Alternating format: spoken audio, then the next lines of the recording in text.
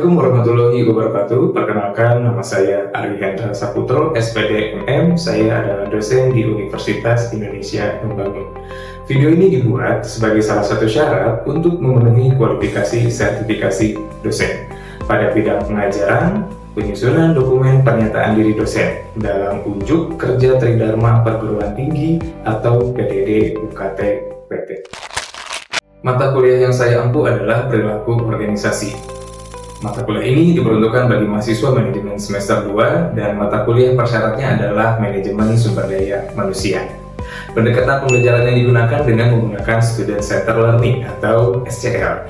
Metode yang digunakan diantaranya adalah menggunakan diskusi kelompok, simulasi, dan juga studi kasus. Luaran mata kuliah pada mata kuliah ini adalah mahasiswa mampu memberikan solusi terbaik terhadap permasalahan yang telah diberikan, mampu memahami materi perilaku organisasi, serta mengenal dan mengerti peran dan kedudukan pada materi perilaku organisasi.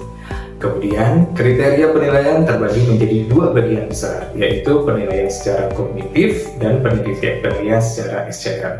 Pendekatan secara kognitif terdiri dari UTS 10%, UAS 10%, tugas 10%, dan kuis 10%. Pendekatan SCL terdiri dari aktivitas partisipatif dan juga proyek. Aktivitas partisipatif terdiri dari keaktifan, disiplin, kepemimpinan, dan juga kerjasama. Penilaiannya secara keseluruhan adalah 30%.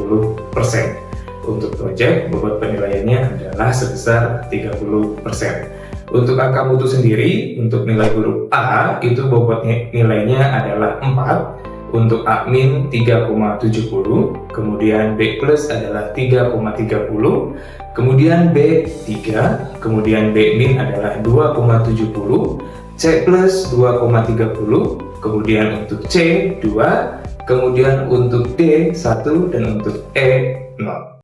CPL pada mata kuliah ini adalah mahasiswa dapat memahami kedudukan perilaku organisasi sebagai penentu keberhasilan organisasi. Mata kuliah ini terdiri dari 16 pertemuan, diantaranya adalah pada pertemuan pertama, pengantar perilaku organisasi, yang kedua adalah keragaman dalam organisasi, ketiga adalah sikap dan kepuasan kerja, kemudian sesi atau pertemuan 4, emosi dan suasana hati, pertemuan 5 adalah kepribadian dan juga nilai. Pertemuan 6 membahas berkenaan dengan persepsi dan pengambilan keputusan individu. Pertemuan 7 review materi dari bab 1 sampai bab 6. Kemudian sesi 8 atau pertemuan 8 ujian tengah semester atau UTS. Kemudian pertemuan 9 konsep motivasi. Pertemuan 10 motivasi dari konsep menjadi penerapan. Kemudian pertemuan 11 adalah dasar-dasar dari perilaku kelompok. Pertemuan 12 memahami kerja tim. Pertemuan 13 komunikasi. Pertemuan 14 adalah kepemimpinan. Pertemuan 15 review materi dari bab 7 sampai ke 12. Dan yang terakhir pertemuan 16 adalah ujian akhir semester atau UAS. Baik, untuk rujukan utamanya buku yang pertama adalah menggunakan buku dari Stephen Robin, ya, perilaku organisasi. Kemudian rujukan utama selanjutnya, buku yang kedua, perilaku organisasi dari Fred Luton. Ya. Kemudian rujukan utama di buku ketiga adalah karya saya sendiri, Ari Hendra Saputro, berkenaan dengan kompetensi, kepemimpinan, desain kerja, dan juga kinerja pegawai. Ya. Kemudian untuk rujukan penunjangnya menggunakan artikel yang telah dipublikasi. Salah satunya adalah artikel karya saya sendiri berkenaan dengan kepemimpinan dan juga kinerja pegawai, dipublikasikan di jurnal bereputasi Sinta. Pada kesempatan kali ini saya memaparkan materi pada sesi 14 berkenaan dengan konsep kepemimpinan. Besar harapan saya, materi yang disampaikan sudah memenuhi dengan standar yang ada, sudah sesuai dengan RPS dan dapat memiliki asas kebermanfaatan yang tinggi yang dapat dimanfaatkan dan dipergunakan oleh mahasiswa pada dunia kerja, usaha, dan juga industri. Berikut adalah pemaparan materi sesi 14 berkenaan dengan kepemimpinan.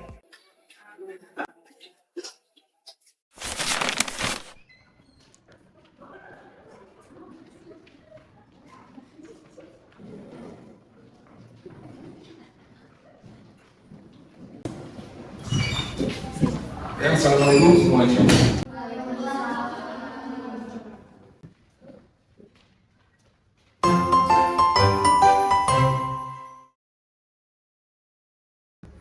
Baik, assalamualaikum warahmatullahi wabarakatuh. Baik, selamat datang di mata kuliah Bapak. Hari ini kita masuk ke sesi 14. Hari ini kita masuk ke sesi terkait dengan kepemimpinan. Ya. Nah, teman-teman sendiri gimana? Kabarnya sehat semuanya? Sehat ya. Baik, jadi untuk pertemuan hari ini kita akan membahas terkait dengan kepemimpinan. Ya.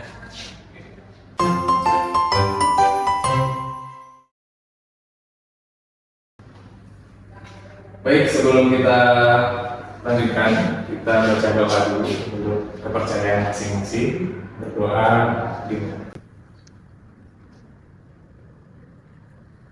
doa selesai.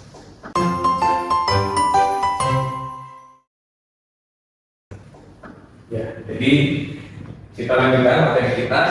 Hari ini kita membahas berkenaan dengan kepemimpinan. Nah, hari ini teman-teman ya, konsep dasar dari kepemimpinan, teman-teman nanti akan bisa membedakan antara kepemimpinan dengan aktivitas manajemen, kemudian juga memahami kedudukan serta peranan kepemimpinan di dalam organisasi. Ini adalah CPL teman-teman ya, nanti ada CP 3, 5, 9, dan 2 yang artinya teman-teman nanti akan lebih memahami berkenaan dengan kepemimpinan. Ya, seperti itu.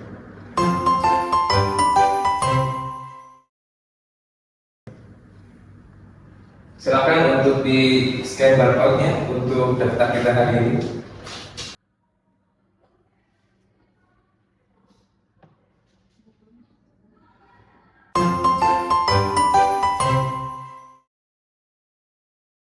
Minggu lalu kita membahas terkait dengan peran komunikasi. Jadi ada kaitannya ya antara komunikasi dengan kepemimpinan. Ya, jadi salah satu unsur ya senjata utama dari seorang pemimpin adalah komunikasi.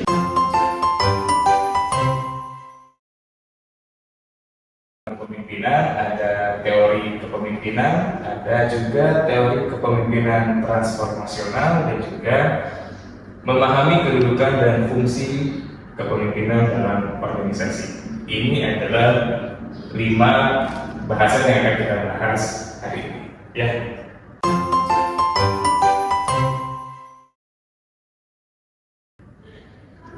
Baik, sebelum kita lanjutkan lagi, ini adalah sesi SPP teman-teman semua. Ini adalah untuk memfokuskan materi kita hari ini. Pertanyaannya adalah ada berapa binatang yang bisa teman-teman lihat? 6. Boleh mengatakan tangan yang jawab 6? Oke. Yang jawab selain 6? Gak ada. Oke, yang jawab 5? Oke.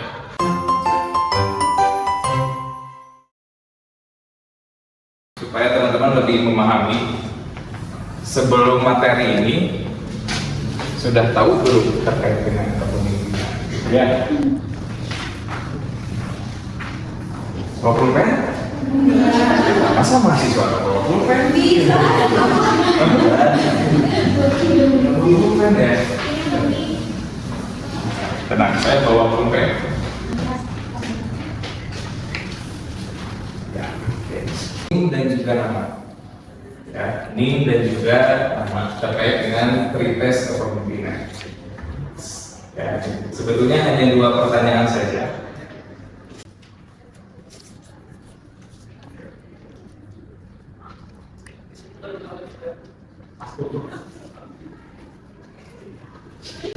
Silakan diperhatikan pertanyaannya. Cuma 2 pertanyaan. Silakan dijawab. Pilihan ganda. Ya. Sudah siap semuanya? Siap. Ya. Oke. Silakan untuk dijawab. Dibaca dulu dengan pertanyaan.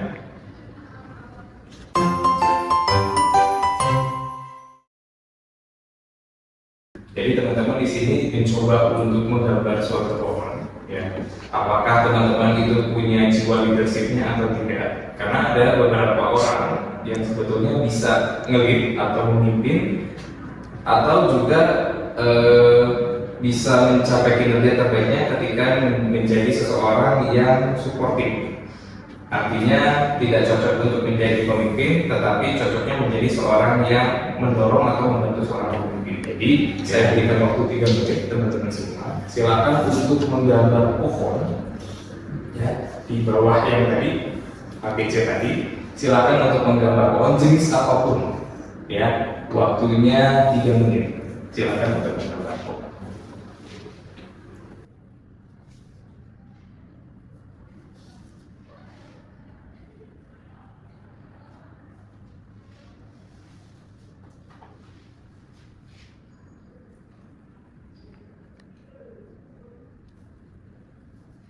Ini adalah tes proyeksi terkait dengan kepemimpinan. Ya, biasanya ada di tes psikologi berkenaan dengan calon-calon yang ingin menjadi atau melamar menjadi seorang pemimpin cabang, gitu ya.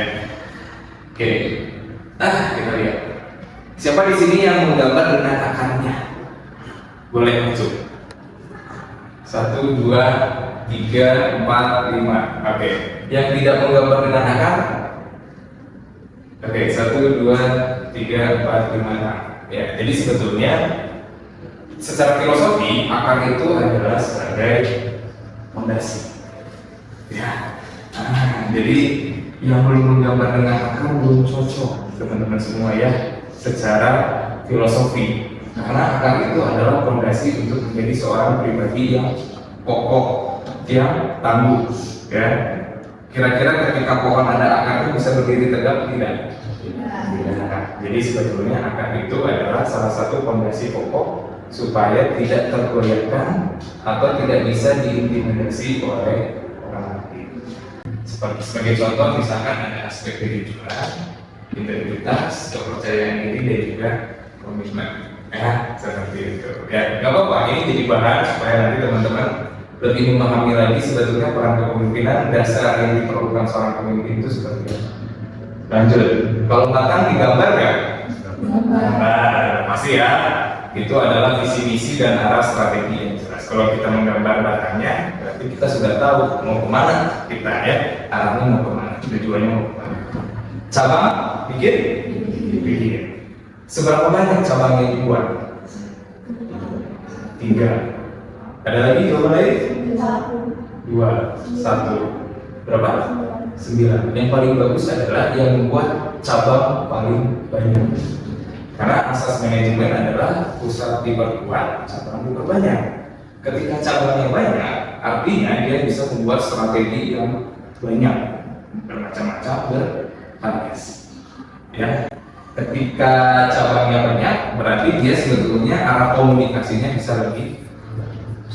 Ya, jadi bisa komunikasi ke atasan, ke kolega dan juga ke bawah.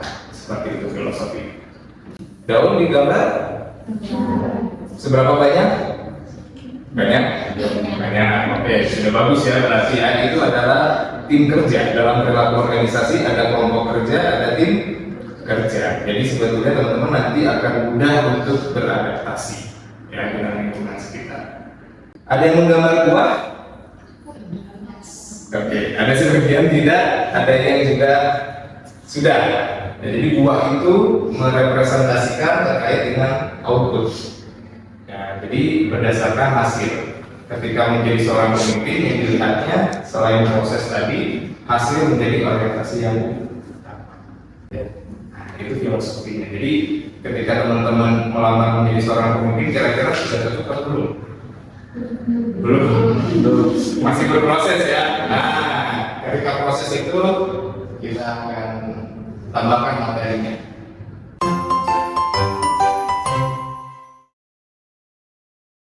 Nah, ya.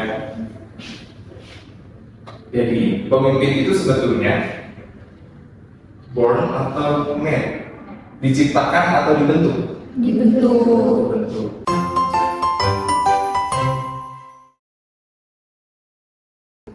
Boleh langsung yang dibentuk? Alasannya kenapa? Karena semua itu juga membutuhkan proses gitu. Jadi untuk menjadi seorang pemimpin itu kita harus membentuk diri kita dengan proses itu agar bisa lebih baik gitu ke depannya. Bisa lebih baik ke depannya. Oke, yang lain diciptakan, dilahirkan atau dibentuk? Dibentuk. Alasannya kenapa? Bisa jadi dari parenting juga. Dari parenting keluarga berarti. Ada alasan lain? Tidak ada. Baik, cukup ya berarti. Saya mau cari satu korban lagi. Dilahirkan atau dibentuk? Oh, dibentuk. Alasannya kenapa? Karena kalau jadi dua orang itu kita harus punya pertama mindsetnya atau grow mindset. Jadi kita nggak bisa block mindset yang dimana kalau di situ kita nggak berkembang tetap di posisi itu karena di bawah mimpi itu banyak yang harus dicoba ya, dilakukan strategi-strateginya dan apapun itu. Makanya pertamanya dari mindset tersebut gitu. Jadi dia harus bisa menerima diri dan dia harus mindsetnya itu berkembang gitu supaya dia bisa menjadi pemimpin yang baik gitu. Ketika dia memimpin.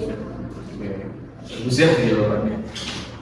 Tapi ada satu pandangan lagi bahwa sebetulnya gini, mau dibentuk seperti apapun, ya seorang pemimpin itu tidak optimal.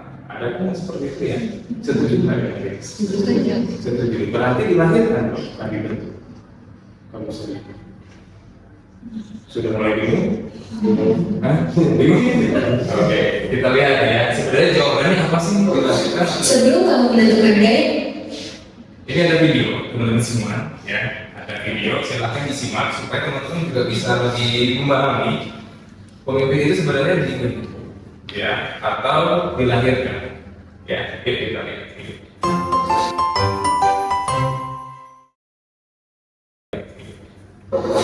sebelum kamu menentukan gaya kepemimpinan, ada baiknya kamu mencari tahu tipe pemimpin seperti apakah kamu, Superman atau Batman.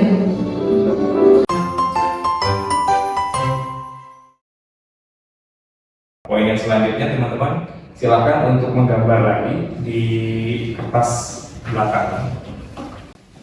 Ya. Jadi silakan diperhatikan, ya, apapun yang saya katakan, silakan untuk menggambar sesuai dengan instruksi yang saya berikan. Ya, baik, kalau sudah terakhir silakan menggambar dua kotak sama besar, sama panjang di samping lingkaran berukuran kecil. Dua lingkaran berukuran kotak di samping lingkaran kecil. Dua kotak ya, di samping lingkaran kecil. Sudah selesai? Sudah? Sudah. Baik, ditukar ke teman sebelahnya hasil gambarnya, ke sebelahnya ditukar, bebas. Pokoknya tukar zigzag juga silakan, boleh ditukar. Nah, ya, tukar, hasil gambarnya ditukar. Oke, bakal expect nggak gambarnya akan berbeda? Enggak. Gambarnya sama atau beda? Beda. Beda. Iya. Ya. Bedanya jauh atau hampir mirip? Jauh. Jauh. Ya, jadi kesimpulannya adalah kenapa saya menyuruh menggambar bahwa sebetulnya setiap orang punya pemikirannya masing-masing. Ya, punya persepsi yang berbeda terkait dengan informasi yang saya berikan. Artinya setiap orang punya satu kemufakatan atau enggak nantinya. Contoh misalkan di kelas ini saya punya pemikiran A, yang sebelah sini pemikiran B, sebelah sana pemikiran C. Kira-kira kalau misalkan di dalam satu tim bisa selesai nggak tuh misinya? Kalau pemikirannya beda-beda, bisa? Enggak. Kalau bisa mungkin butuh waktu yang cukup lama, karena kan harus terus berdiskusi, berdebat gitu ya. Nah, maka dari itu disinilah perlunya seorang pemimpin untuk menyamakan persepsi. Makanya perlu yang namanya kemampuan komunikasi, gitu ya.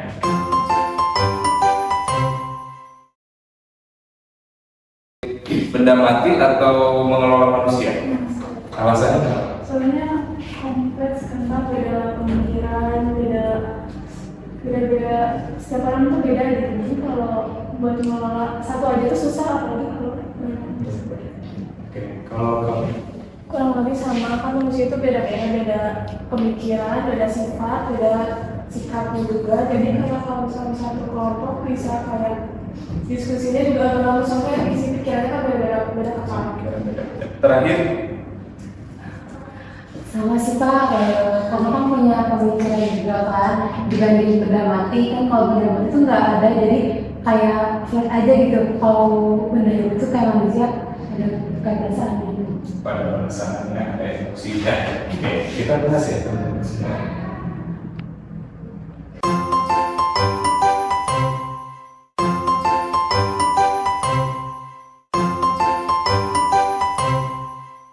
Setelah milenial ada sebelum boomer X, betul. Setelah X ada baby boomer. Setelah baby boomer ada major. Ya, senior nih ya. Kalau dilihat dari usia ada 5, tapi setiap perusahaan pasti beda-beda. Minimal dalam satu perusahaan itu ada 3 generasi. X, Y, Z atau baby boomer, X atau Y.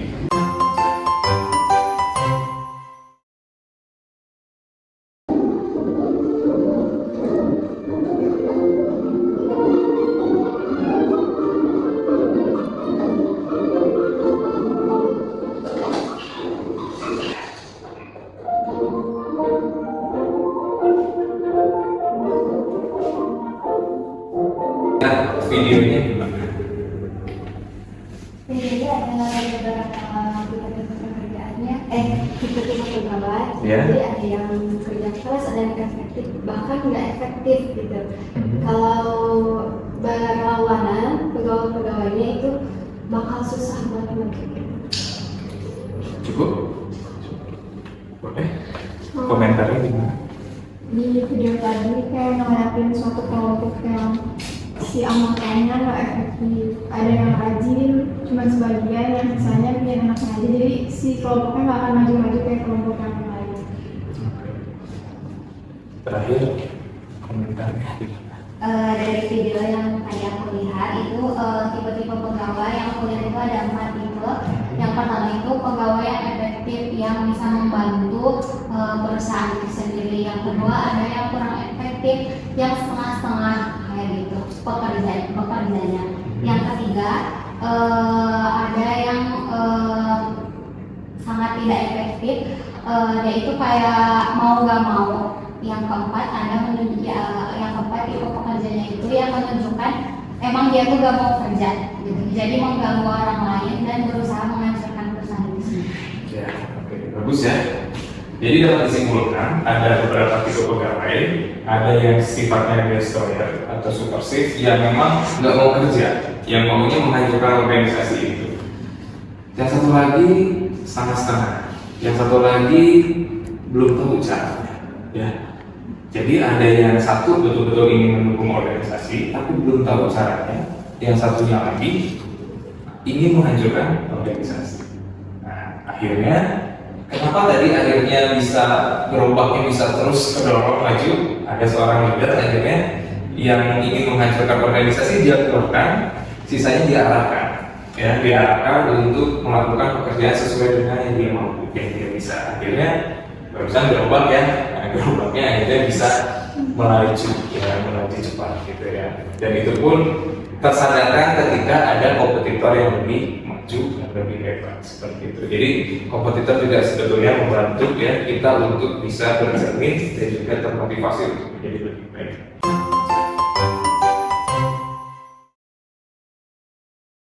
Jadi kalau misalkan ada masalah, ya disalahkan bawaannya gitu ya.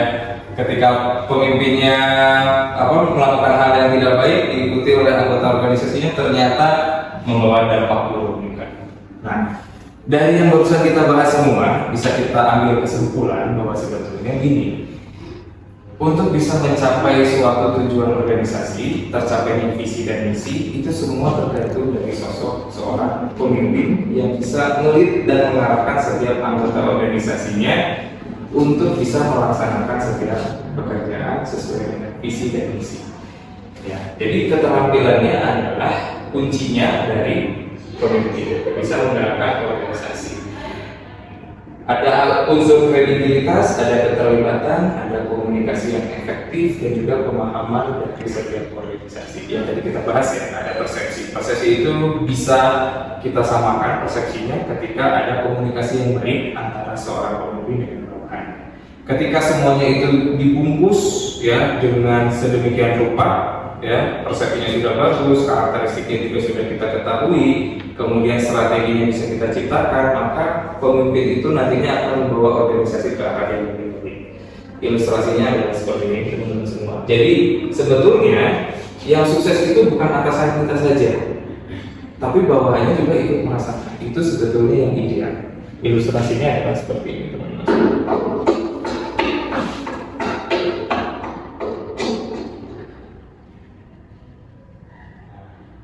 Ketika bahu membangun ya, supaya bisa naik ke atas, pasti ya nyampe duluan pemimpinnya kan.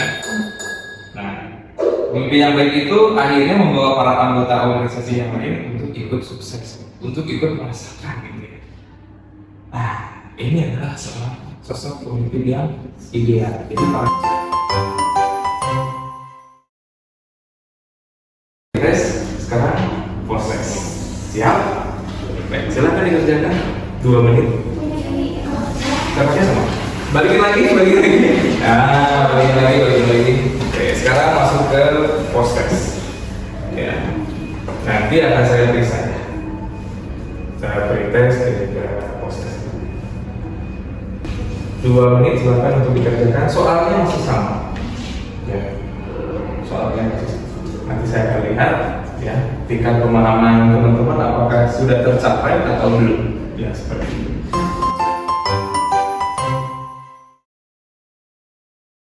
Bisa lulus mata kuliah perilaku organisasi, ya. Saya mengingatkan kembali kuis dan tugas yang harus dikerjakan. Ini adalah materi minggu depan. Nah, teman-teman bisa diakses, bisa dilihat videonya terlebih dahulu. Jadi ketika minggu depan teman-teman nggak terlalu ngeblank, ya. Tidak kosong sekali, jadi sudah muncul ya inspirasi untuk materi perkuliahan minggu depan ya. Kemudian, cukup sekian untuk perkuliahan kita hari ini ya. Terima kasih banyak atas partisipasinya. Ada pertanyaan sebelum kita akhiri? Cukup ya, baik. Kita cukupkan sekian untuk perkuliahan kita hari ini. Terima kasih banyak.